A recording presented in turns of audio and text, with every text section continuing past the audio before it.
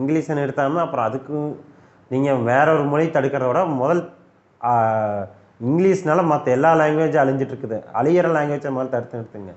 தமிழ் மொழியை முதல் மொழியை கொண்டாங்க. 2வது இந்த 2 மொழியை கொண்டு வாங்க. தமிழை தவிர நீ மற்ற எந்த லாங்குவேஜை தேர்ந்தெடுத்து படிச்சுக்கலாங்கிற மாதிரி கொண்டு வாங்க. நீங்கள் அதையே யாரும் பண்ண மாட்டேங்கிறீங்க.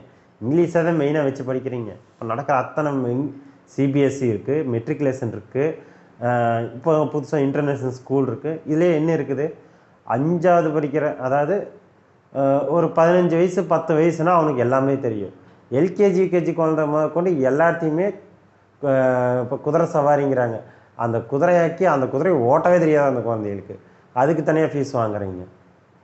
இந்த மாதிரி நிறைய பிரச்சனை போயிட்டுருக்கு. இன்டர்நேஷ்னல் ஸ்கூலுங்கிறாங்க, அதுக்கு டபுள் மடங்கு ஃபீஸ் வாங்க. எல்லாமே இங்கிலீஷ் தானே படிக்குது. எதில் இங்கிலீஷ் படித்தா மெட்ரிக்லேயும் இங்கிலீஷ் படிச்சுக்கிறாங்க. இப்போ நம்மளுக்கு தெரிஞ்சு எத்தனையோ பேர் தமிழ் மீடியத்துலேருந்து படித்தா அத்தனை பேர் பெரிய பெரிய போஸ்ட்டில் நிறைய பேர் இருக்கிறாங்க. ஏன் அப்படியெல்லாம் யாரும் இல்லையா? ஏன் சயின்டிஸ்ட் இருக்கிறாங்க, அப்துல் கலாம் ஐயா இருக்கிறாரு, அவரெல்லாம் தமிழில் படித்து வந்தவர் தானே.